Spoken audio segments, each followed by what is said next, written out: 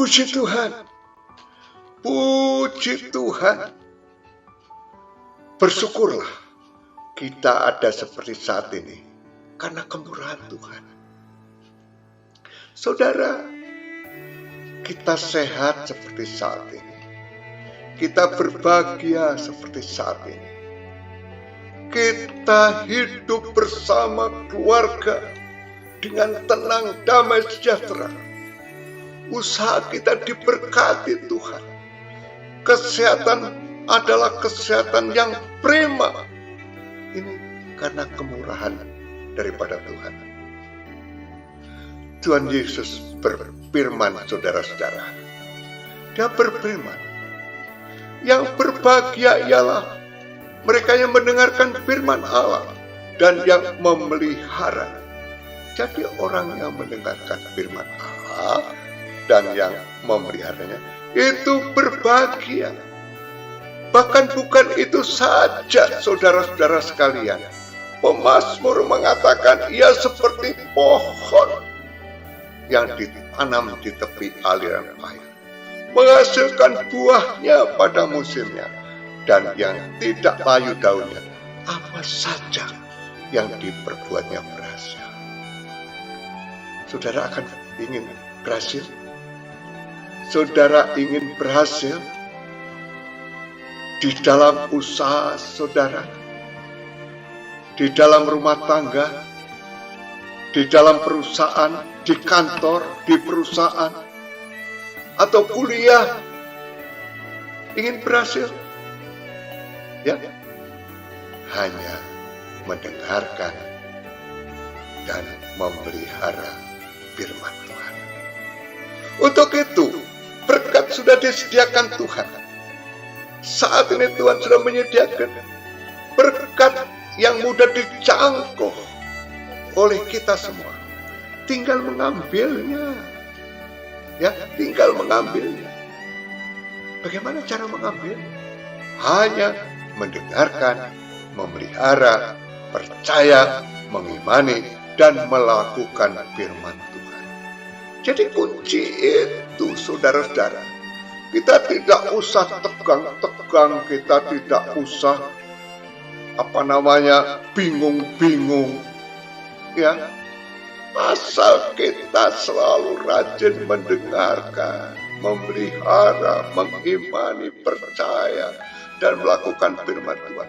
Tuhan selalu memberkati kita. Sebelum kita membaca teks firman Tuhan saat ini, mari kita berdoa. Bapa kami dalam surga, terima kasih atas kemurahan.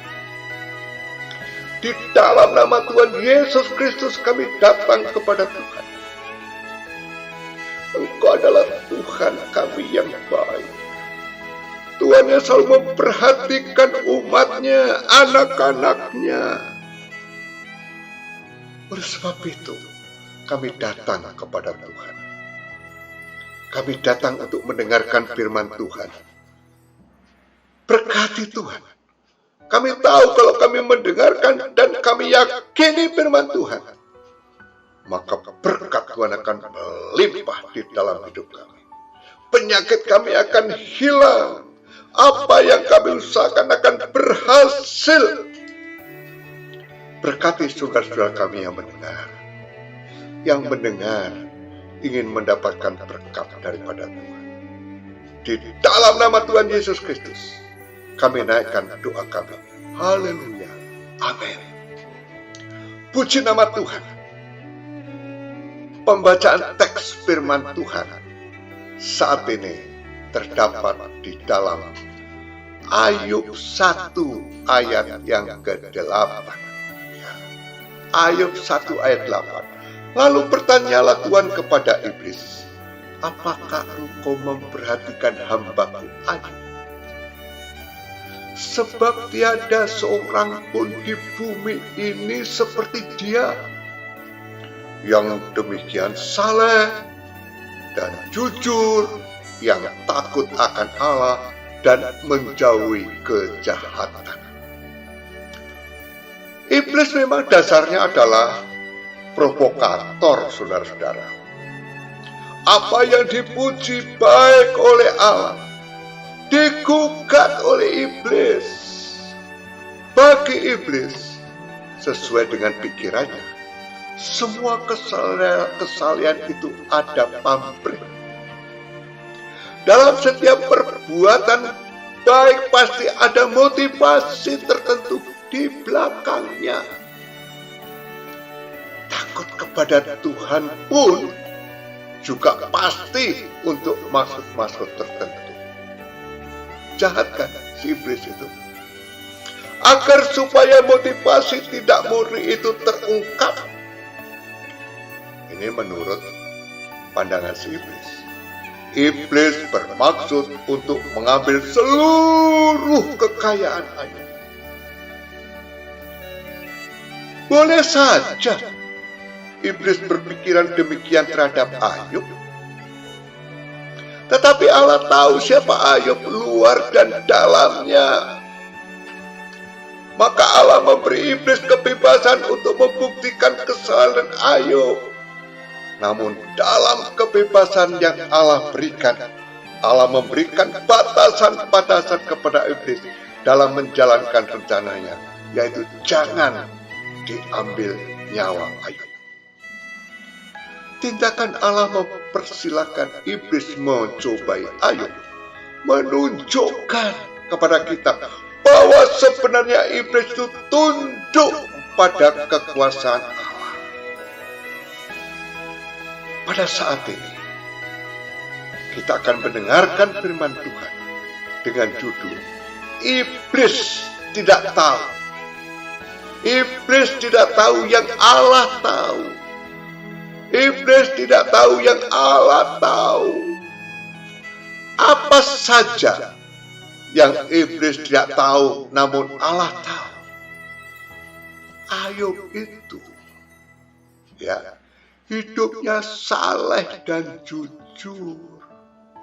Hidup Ayub itu saleh dan jujur. Ayub 1 ayat 8. Sebab tiada seorang pun di bumi seperti dia yang demikian saleh dan jujur. Dalam kamus bahasa Indonesia, orang yang saleh diartikan sebagai orang yang taat, yang sungguh-sungguh menjalankan ibadah. Kesalahan itu ada pada diri Ayub. Ia juga hidup jujur, takut akan Allah, dan menjauhi kejahatan. Saudara-saudara, puji nama Tuhan. Dalam Alkitab bahasa Indonesia sehari-hari disebutkan bahwa Ayub menyembah Allah dan setia kepadanya. Namun kesetiaan dan kesayangan Ayub tidak membuatnya bebas dari ujian hidup. Setelah kehilangan ternak, harta benda, ke-10 anaknya disuruh mati oleh istrinya. Wah, ini istri yang jahat. Dan disalahpahami para sahabatnya. Ayub dapat melewati ujian itu. Ia pun mengalami, saudara-saudara, ia pun mengalami pemulihan.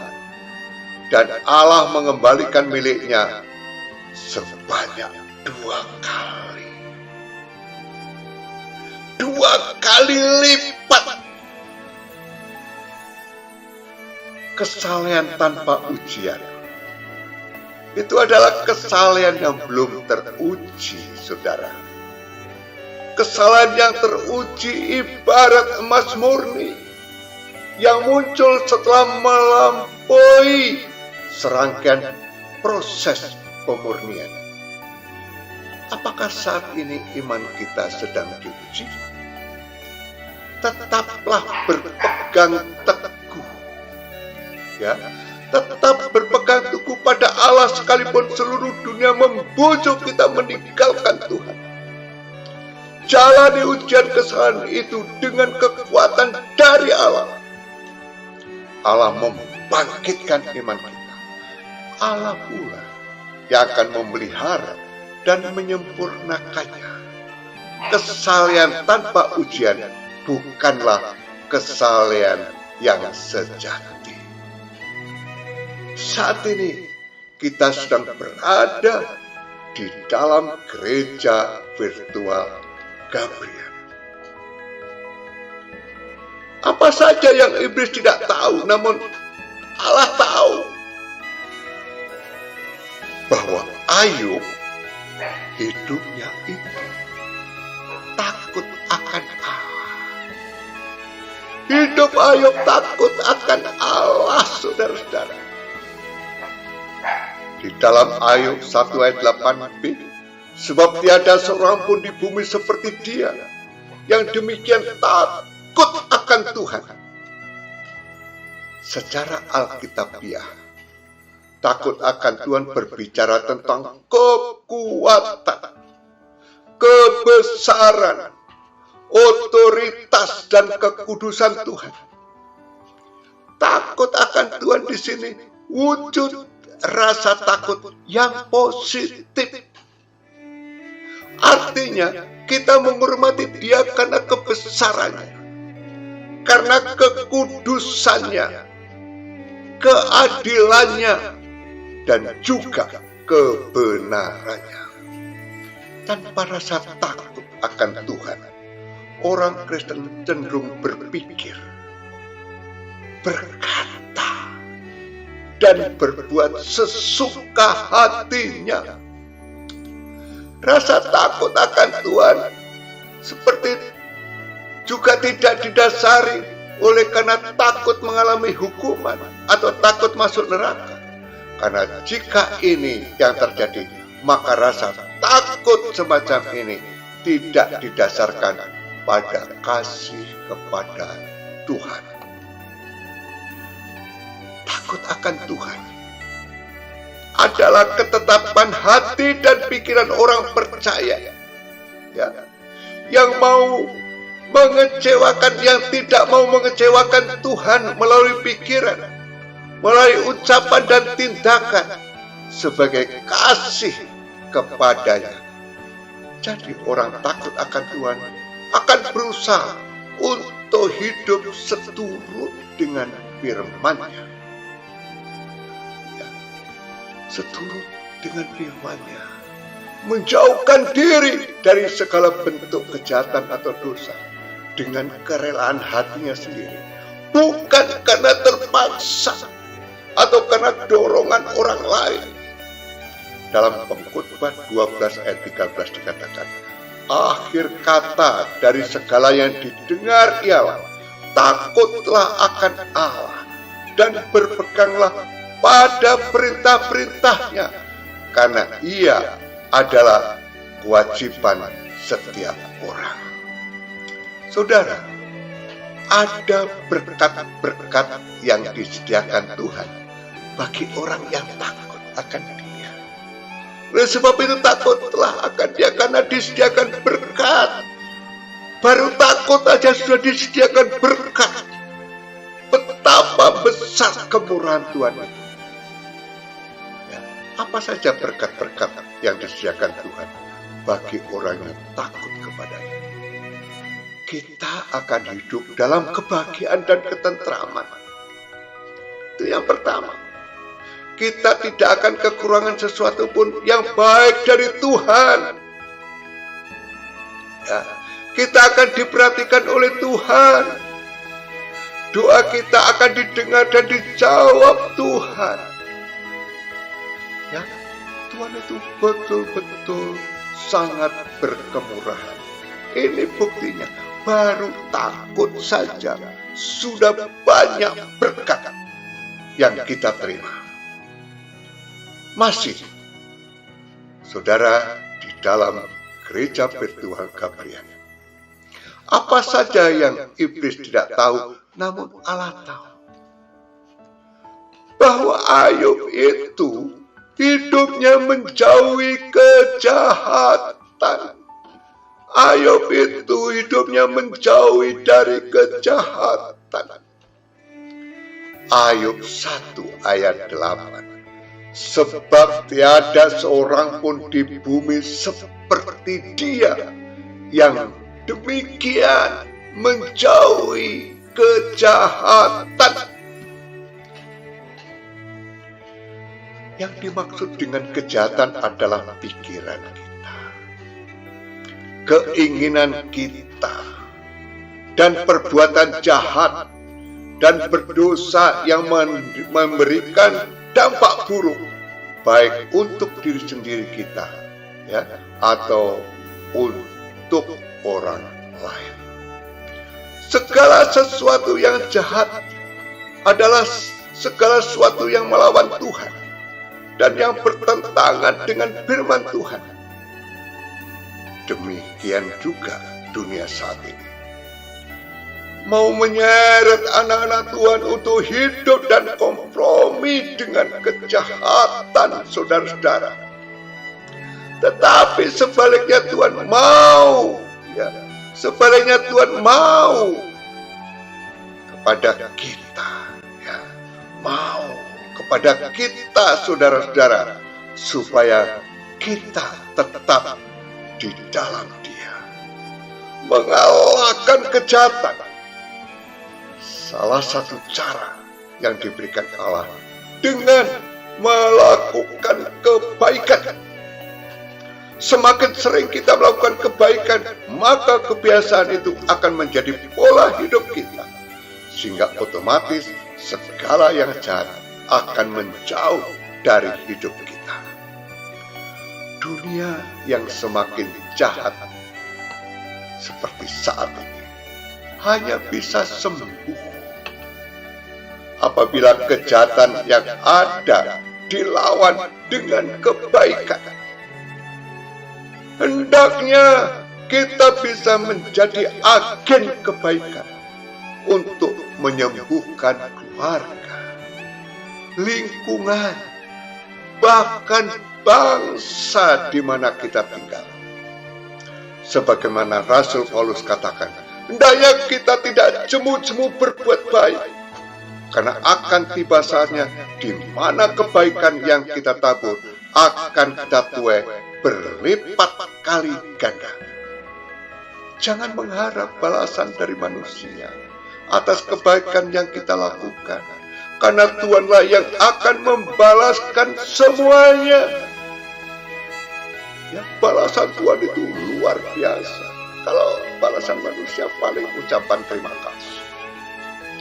Oleh sebab itu, sekali lagi, jadilah agen kebaikan di tengah-tengah dunia yang jahat ini. Ya, lalu kesimpulannya apa? Ya, kesimpulannya apa? Di mana iblis tidak tahu, namun Allah tahu kesimpulannya apa. Kesimpulannya, iblis itu tidak tahu. Hanya Allah yang tahu bahwa hidupnya Ayub itu saleh dan jujur. Hidupnya takut akan Allah. Hidupnya menjauhi kejahatan. Ini yang diharapkan Allah kepada kita juga. Ya, bukan kepada Ayub. Pelajaran kita pada saat ini, supaya hidup kita saleh dan jujur.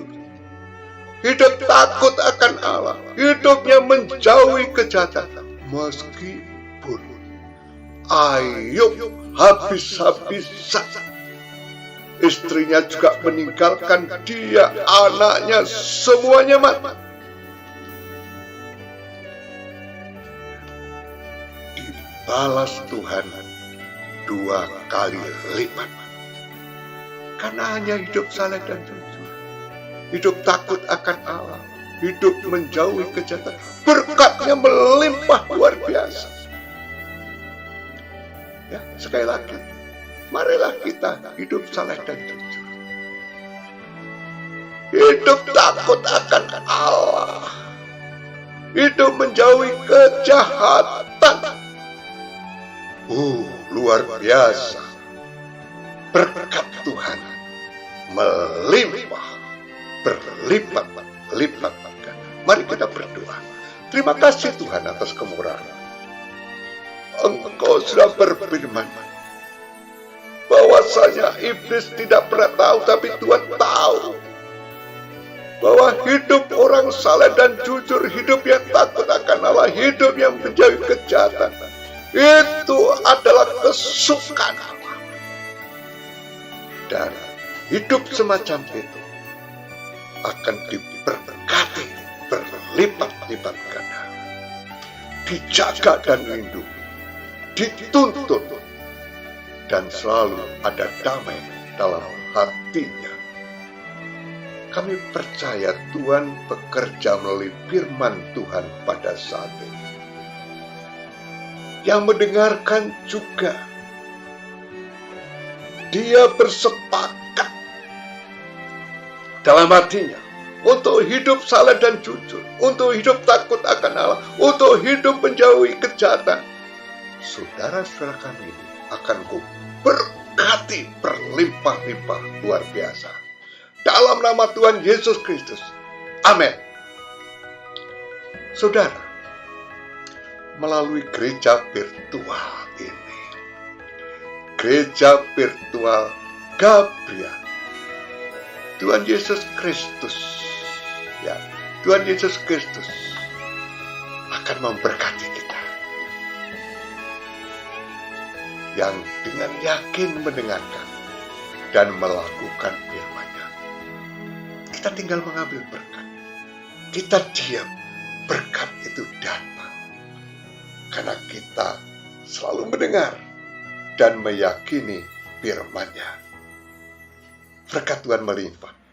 Amin. Amin. Puji nama Tuhan. Amin.